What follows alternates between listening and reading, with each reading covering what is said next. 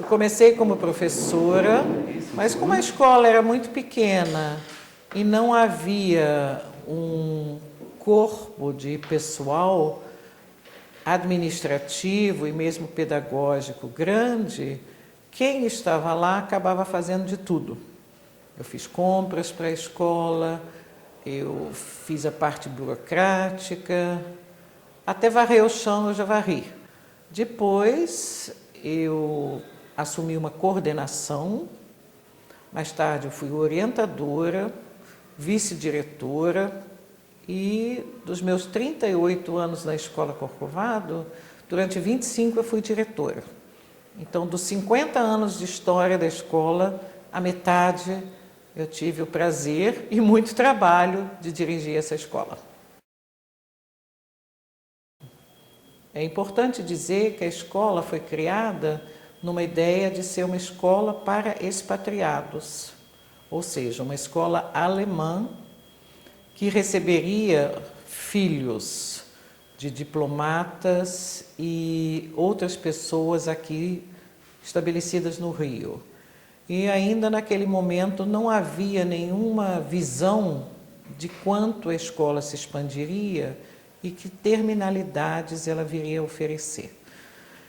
Então foi uma criação da dona Heletela, mentora dessa escola, que para conseguir um apoio da Alemanha teve que às pressas fundar uma associação escolar, juntou 10 pessoas, sendo que 4 da família dela, para que assinassem o termo num cartório, que curiosamente foi em São João de Meriti, a fundação da escola, pelo único motivo de que lá as coisas seriam mais rápidas. E assim começou numa casinha na Urca, esse projeto Corcovado, que hoje completa 50 anos. Com o desenvolvimento da escola, foram atraídos outros alunos, não é? De língua materna portuguesa e que tinham um interesse muito grande no ensino de língua alemã e também não podemos esquecer da excelência também do ensino de inglês. Muitas pessoas achavam isso fascinante, uma criança já aprender 2 línguas, não é? Isso demandou uma adaptação de currículos, evidentemente. Uma época nós tivemos até um projeto interessante de transferência de crianças no 5º ano, crianças que não soubessem nada de alemão, para a escola com um curso intensivo de alemão e para depois se encaixarem em outras turmas. Isso foi para preencher algumas lacunas de turmas que eram pequenas e pelo fato de serem muito expatriados, você não podia ter uma previsão, essa turma tem 15 e vai continuar com 15, de repente dos 15 só restavam 10, as pessoas iam embora. Então houve essa ponte durante algum tempo, até que desde o jardim 1º ano já começaram a entrar mais crianças genuinamente brasileiras que estavam interessadas em aprender alemão. Foram muitas as pessoas que queriam colocar seus filhos numa escola que, naquele cenário educacional da época, era uma escola absolutamente diferente. Ela privilegiava as artes, um ensino de música forte, um ensino de artes de vanguarda, posso dizer, tanto que a escola fez uma exposição de trabalhos infantis no Museu de Arte Moderna, na época. Está na nossa crônica, eu acho que isso é uma distinção fantástica, uma escola poder ter ido para o Museu de Arte Moderna, né? O ensino de música foi todo ele baseado na vontade da dona Heletela, que era adepta do método Waldorf, de colocar em prática algumas coisas nas quais ela acreditava muito. Ela acreditava que a educação musical levava as crianças a uma disciplina muito grande, levava a ter um conhecimento que fosse se expandir para outras áreas de conhecimento, e também era uma disciplina que no final dava muito prazer. A nossa ação social tem mais de 30 anos, quando nenhuma escola fazia uma ação social. Nós saímos em campo aqui em Botafogo, procurando até uma instituição que recebesse nossos alunos para fazer um trabalho, e creia, não foi fácil. As pessoas andavam muito desconfiadas que nós íamos querer ali. Então, são projetos hoje estabelecidos, mas quando foram criados, era uma novidade muito grande. O estágio social, o estágio para uma orientação profissional, todos isso foram novidades que nós fomos criando e foram sendo inseridos e absorvidos pela escola, tanto que estão aí até hoje. Mas na época onde cada um foi criado, certamente foi uma inovação. Ao longo desse tempo, eu convivi com praticamente todos os diretores alemães. E acho que, como num trabalho de escola, a gente sempre formou equipes, sempre formou duplas, até porque isso está bem ancorado no nosso regimento, que havia 2 diretores, o que não é comum, por exemplo, em outras cidades e outros países. Esse contato com esses diretores não só enriqueceu a escola, porque cada um traz novidades, cada um quer implantar coisas novas, como para mim também trouxe sempre desafios, tirar o melhor, mostrar o que pode e o que não pode, como é a nossa legislação, o que é adequado e não é.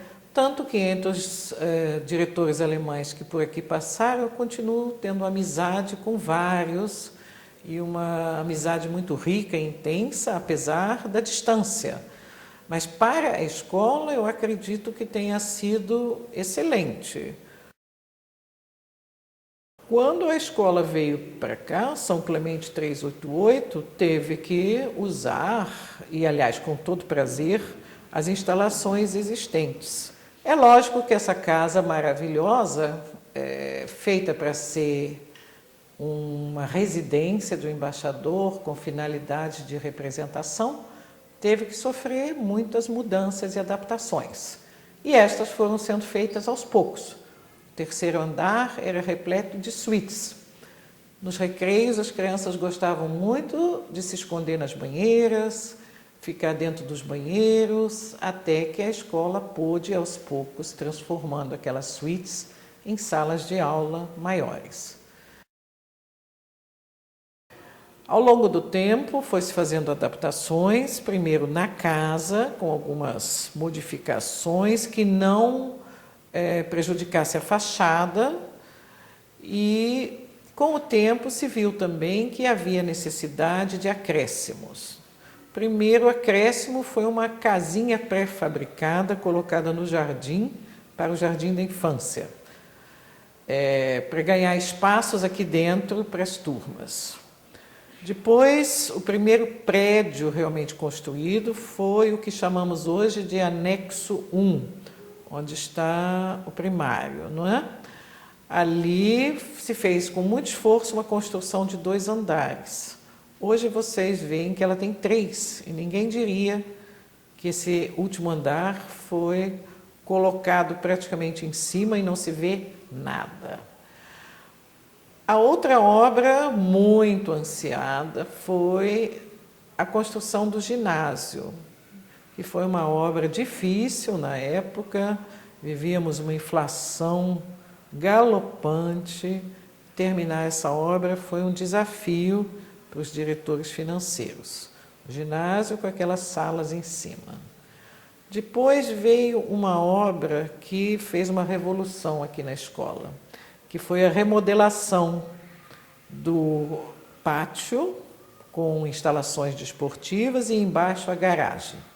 Nós tivemos praticamente 1 ano de obras sem esse espaço para a educação física, comendo muita poeira, saindo uma ordem de 50 a 60 caminhões por dia do nosso portão. E junto com essa obra havia um desejo grande, meu particularmente, de eliminar o trajeto de ônibus e carros aqui pela nossa alameda principal.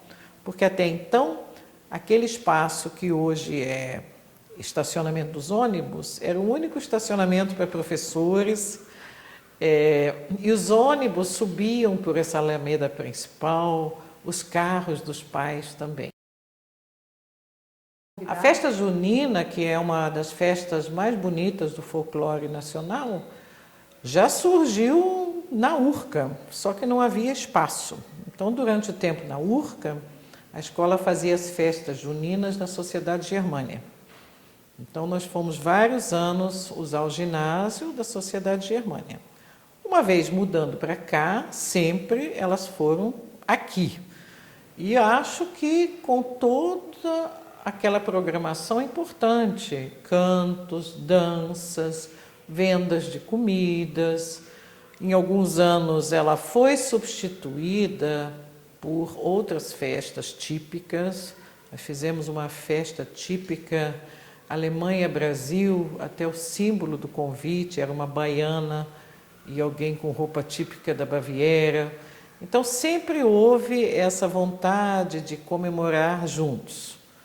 Eu pessoalmente gosto muito de festas, sempre fui muito festeira e acho que é um bom momento de reunir as pessoas. Já o planejamento, que hoje está mais em mãos profissionais, diria assim, na época era feito todo por professores e cada um ia dando o que de melhor sabia. Então, considero essas festas um momento muito importante para reunir a comunidade escolar. A maior mudança, eu vejo uma atuação maior do aluno. O aluno não é mais o espectador. O aluno se tornou um protagonista do seu próprio estudo, ele tem os professores para orientá-lo, e todos os projetos eles visam a deixar o aluno mais autônomo no seu trabalho, mais interessado também em buscar seu conhecimento de outra forma. A mudança da escola em geral é que a escola era o lugar onde se aprendia. Hoje a escola é o lugar onde também se aprende. Como será que era a escola sem informática? Com muitos fichários, cadastros, listas, e as pessoas precisando usar mais a sua capacidade de memória. Era a memória das pessoas e não a memória do computador. Então, foi uma necessidade, essa adaptação também. Hoje todo mundo diz como se podia viver sem computador. Dava para ver vida inteligente sem computador, mas com outros requisitos. Nós passamos por muitas dificuldades, tanto legais como financeiras, como até de estrutura. E eu acredito que só quando eu disse das vacas magras e tudo, ninguém hoje em dia, quando vê a escola, pode imaginar que já houve um tempo que não havia essa estrutura profissional, não havia essa possibilidade de investimentos tão fortes, não é? Então, esse foi um período, e eu sempre digo, nós temos que ser muito agradecidos, por exemplo, a quem dirigiu as finanças da escola numa época difícil. Eu não me esqueço do dia que um ex-aluno veio aqui matricular seu filho, disse: Dona Margareta, a escola ainda é a mesma?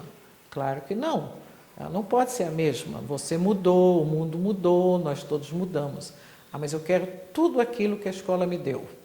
Então, ele resumiu em uma frase aquilo que é a responsabilidade. Tudo que a escola deu nos anos 70 era um pacote. Tudo a escola pode dar no ano de 2015 é outro pacote.